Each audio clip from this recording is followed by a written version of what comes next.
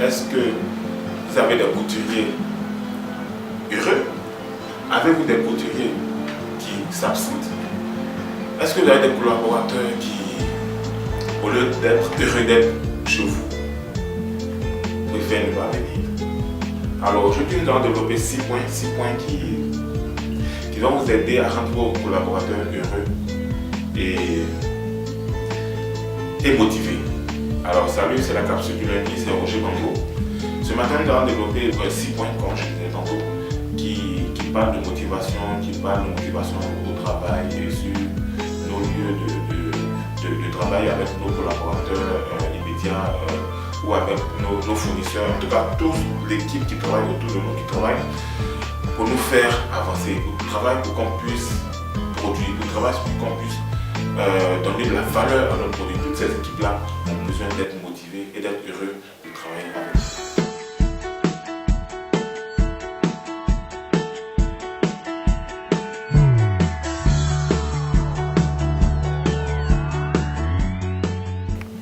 Alors, cela paraît un peu, on va dire, simple à faire.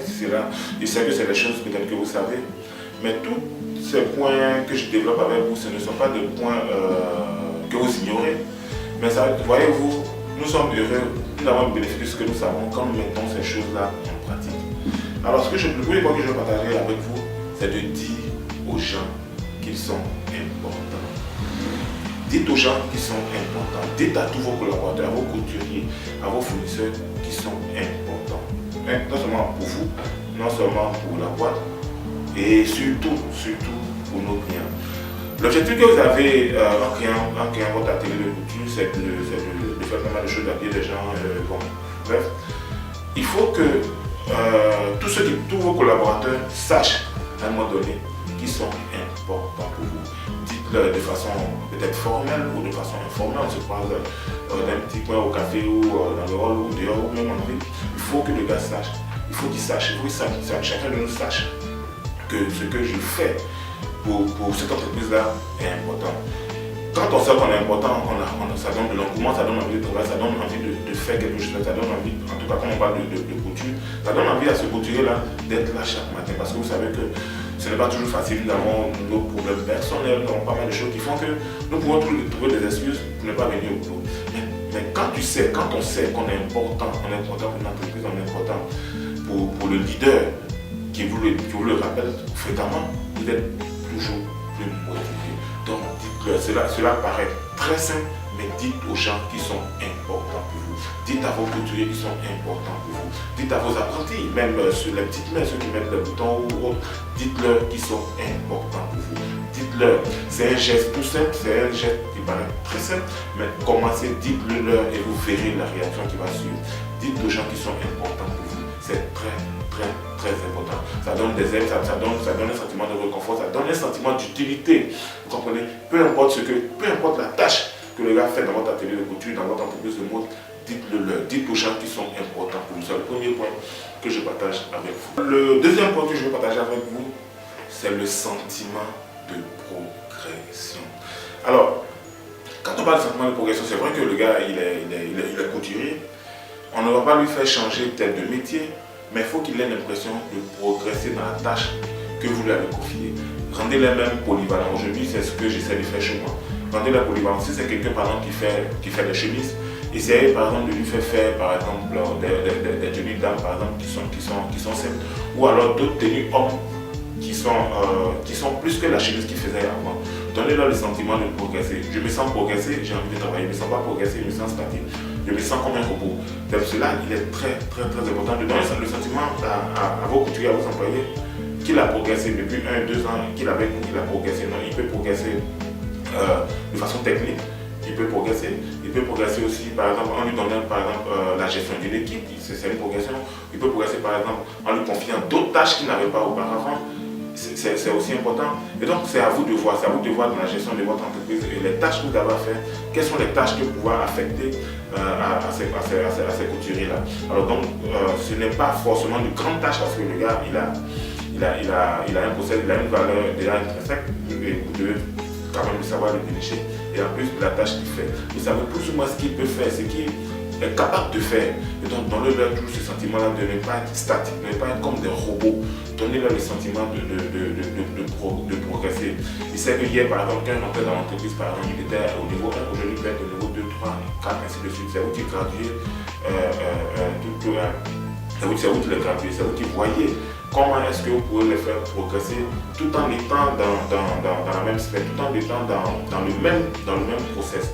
Alors, ce ne sont pas des choses compliquées, il suffit juste d'avoir l'idée et de trouver juste un ou deux tâches que le gars ne faisait pas avant et confier-le lui. Vous allez voir que le gars va se sentir plus motivé. Vous allez voir par exemple que si avant, par exemple, il s'absentait, ça va s'arrêter. S'il arrivait par exemple en retard au bureau, ça va s'arrêter.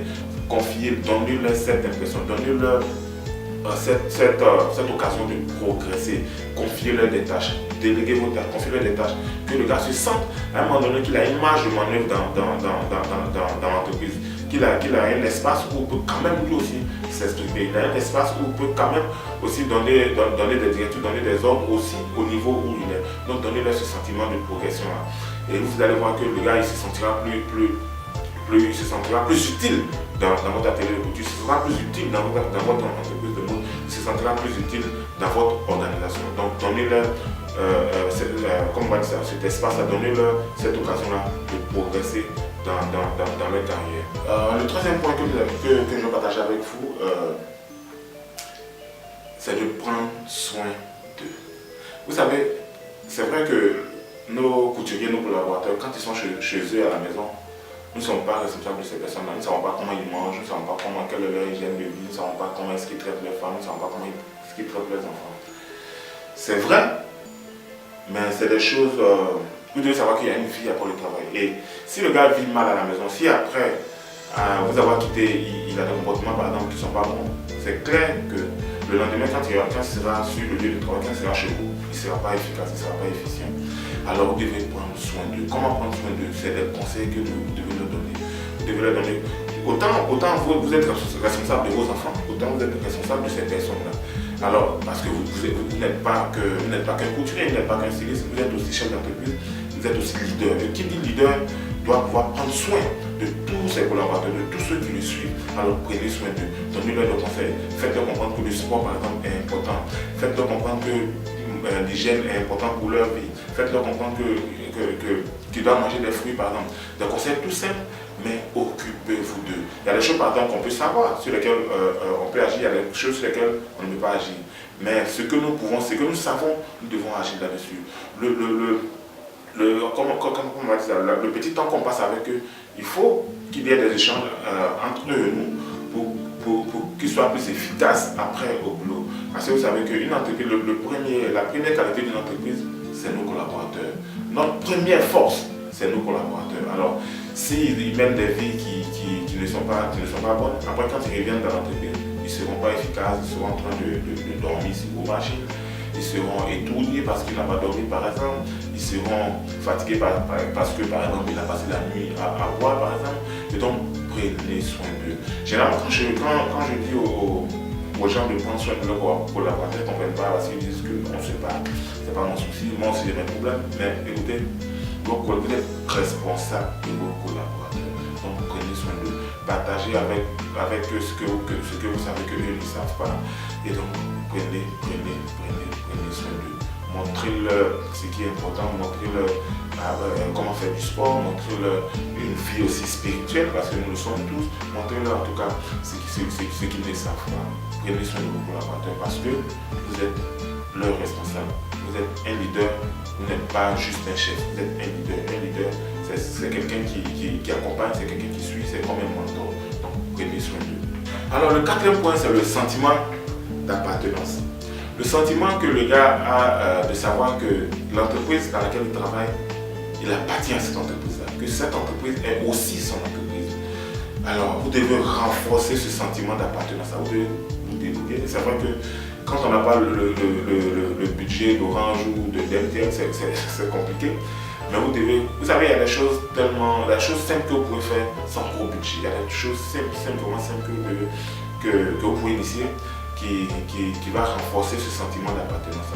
Par exemple, ce que moi je fais, c'est que de façon régulière, toutes les fêtes, ou par exemple chaque fin d'année, nous avons une fête où nous nous retrouvons tous, nous jouons un peu au foot, nous faisons la natation, on partage un repas ensemble et après on rentre chez nous.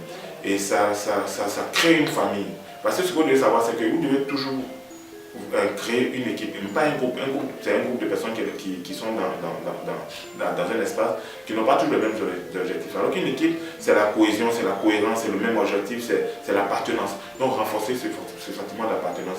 Vous pouvez organiser par exemple des petits matchs simples de foot pour former des équipes, par exemple dans votre atelier de couture, même si vous avez 2-3 personnes. Vous pouvez organiser des matchs de foot par exemple avec une autre entreprise de mode, avec une entreprise qui est voisine. Par exemple, qui va faire que vos couturiers vont se sentir en équipe, vont sentir qu'ils appartiennent à une équipe, qu'ils appartiennent à votre équipe, qu'ils appartiennent à votre entreprise de mode. Donc renforcer ce sentiment d'appartenance. Vous pouvez créer par exemple des petits jeux par exemple entre équipes, former des équipes. Si vous avez, si vous avez une équipe, vous avez plus de 10, 20, 30 personnes, vous pouvez faire des équipes, faites des équipes, fractionnez le nombre de personnes que vous avez et faites des équipes en groupe, former des équipes. Ces équipes-là pourront après faire des jeux ensemble, pourront s'affronter. Vous allez voir que ça va créer un sentiment, une symbiose même dans votre atelier de couture. Vous allez créer ce sentiment d'appartenance-là. Et le gars, quand il vient au boulot, ce n'est pas que pour venir travailler, ça ne sera pas que pour l'argent, mais il aura ce sentiment d'appartenance-là. Et ça sera beaucoup plus intéressant pour vous parce qu'au final, le gars sera plus productif dans votre entreprise. Je vous dis et je vous le redis, notre première qualité, notre première force, c'est l'équipe que nous avons, c'est le couturier que nous avons. Notre première force, notre bénédiction même déjà, c'est d'avoir ces équipes-là, ces couturiers-là auprès de nous. C'est d'avoir ces personnes-là qui donnent leur temps, leur vie pour nous, parce que c'est nous qui avons créé l'entreprise, ce n'est pas eux. Donc, qui donnent leur temps à notre atelier de couture, à notre entreprise de mode, pour pouvoir aller de l'avant, pour pouvoir tirer cette entreprise de mode de l'avant. Donc, notre première valeur, notre première qualité, notre première force que nous avons, c'est cette équipe-là. Donc, faites tout pour que cette équipe-là vous appartienne, qu'il y ait une symbiose entre vous, que cette équipe-là ne vienne pas au bureau juste pour avoir un salaire. Non. Si c'est juste pour le salaire, à un moment donné, quand le gars aura ce qu'il veut, vous allez voir qu'il sera plus intéressé, il sera désintéressé, il sera démotivé.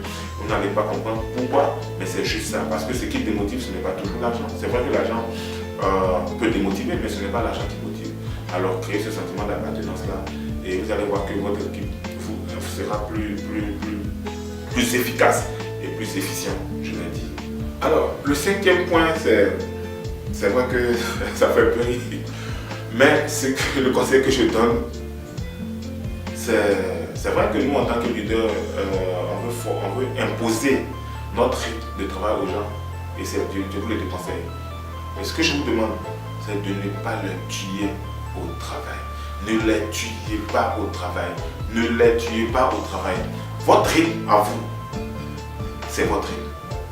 Eux, donnez-leur un rythme raisonnable. Aujourd'hui, la loi nous demande de travailler 8 heures.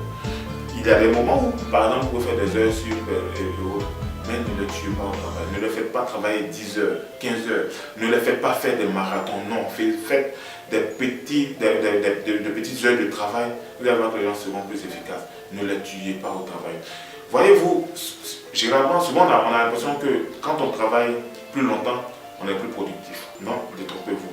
Il faut que vos heures de travail soient courtes, précis, concis et productifs. Il faut que ce soit des heures à valeur ajoutée. Il ne faut pas que ce soit des heures où le gars, vous passez la journée à tout faire, vous faites tout, ils font tout. Vous passez de longues heures au travail, vous travaillez 8 heures, 10 heures, 12 heures, voire 15 heures par jour. Et au final, vous voyez que rien n'est fait. Vous voyez que rien n'est fait, il y a toujours des retouches à faire, il y a toujours des vêtements qui ne sont pas pourvus, il y a toujours des rendez-vous qui sont insatisfaits. Pourquoi? Parce que le temps a été long. Ça a été un marathon. Et tout ce qui est marathon fatigue un peu. Tout ce qui est marathon nous démotive. Ne les tuez pas au travail. Donnez-leur des heures. C'est pour cela qu'il est important de faire un programme en amont, un programme bien déclaré, bien ajusté. De sorte que quand le gars il arrive dans l'atelier de couture, il sait ce qu'il a fait, il connaît la tâche qu'il a fait. Même s'il travaille 4 heures, 5 heures, 6 heures de façon efficiente, vous allez voir qu'il sera plus productif que si vous travaillez 15 heures. Donc ne les tuez pas au travail. Ayez des heures de travail courtes, concis et bien organisé, vous serez beaucoup plus productif que si vous travaillez de longues heures. Je vois des ateliers de couture qui travaillent de 8h à 20h, mais vous allez voir que quand ils font leur point, il y a toujours des choses qui ne sont pas faites. Pourquoi? Parce qu'ils n'ont pas beaucoup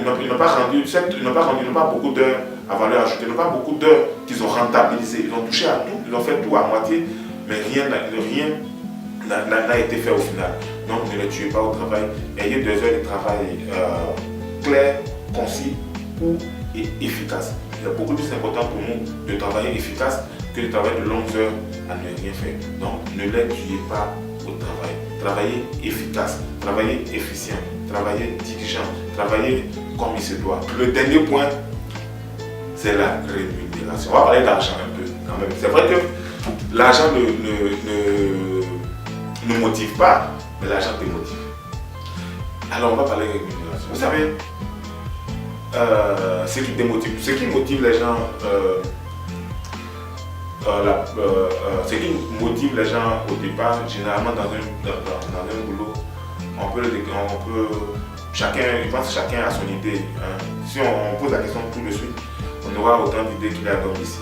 Alors, mais ce qui est important, c'est de savoir que la rémunération fait partie des éléments qui motivent. C'est clair que ce n'est pas la motivation, ce n'est pas le premier objectif de celui qui vient chez vous, mais c'est très important. Comme je dis, c'est vrai que l'argent ne motive pas, mais ça démotive. Alors donc, rémunérez-les bien.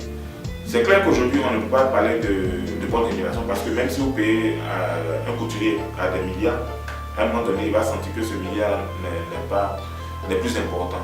Parce que ce qui recherche dans l'entreprise, c'est tous les 4 ou 5 points que j'ai énumérés plus haut, qui vont faire que la personne sera plus motivée, sera plus gaie.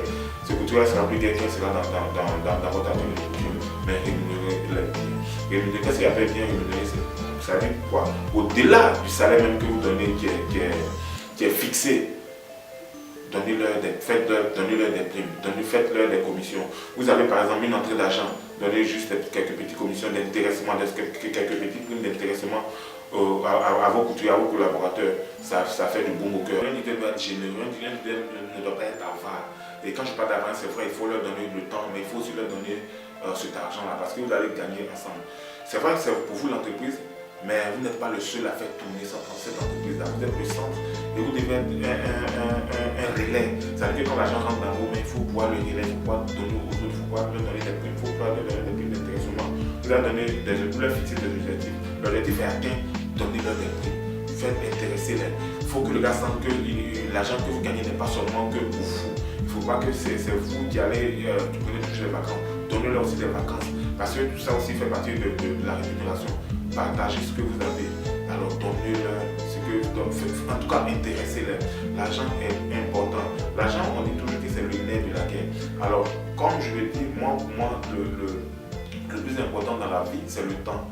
Et ce temps-là, à partir du moment où quelqu'un te donne son temps, il faut lui donner en retour beaucoup d'autres choses. C'est-à-dire, bon là on parle d'argent, il faut lui aussi donner de l'argent, il faut lui aussi donner de ton temps, parce qu'il donne son temps pour toi. Et c'est ce temps-là que nous monnayons. Alors, sachez que vous êtes un leader. Leader, ce n'est pas celui qui a pas. Un leader doit être bon, un leader doit être généreux, un leader doit pouvoir partager ce qu'il gagne. Alors, partagez ce que vous gagnez. L'argent que vous gagnez n'est pas pour vous seul, c'est vrai, c'est vous qui avez créé cette entreprise-là, mais c'est eux qui font que cette entreprise arrive à fonctionner. C'est eux qui font que le client arrive à être satisfait. C'est eux qui font que quand le client vous dépose son tissu, il y a une valeur ajoutée parce que c'est eux qui vous aident à transformer ces tissus-là. Donc soyez généreux, partagez, donnez-leur aussi de cet argent-là. Même si au-delà de ce que vous leur donnez, même si c'est vrai vous avez déjà payé vos salaires, mais faites-leur quelques petites primes d'intéressement. Le gars il est ponctuel, faites-lui une prime. Le gars il est efficace, donnez-lui juste une petite prime d'intéressement. Le gars il respecte vos procédures, félicitez-le, donnez-lui une petite prime. Le gars il a produit plus que les autres, donnez-lui une prime d'intéressement. Partagez avec vos employés, partagez avec vos collaborateurs, parce qu'ils vous donnent de leur temps. Et ce temps-là il est précieux, c'est le temps qu'on doit rémunérer. alors intéressez-les, donnez-leur ce qu'il faut pour être motivés.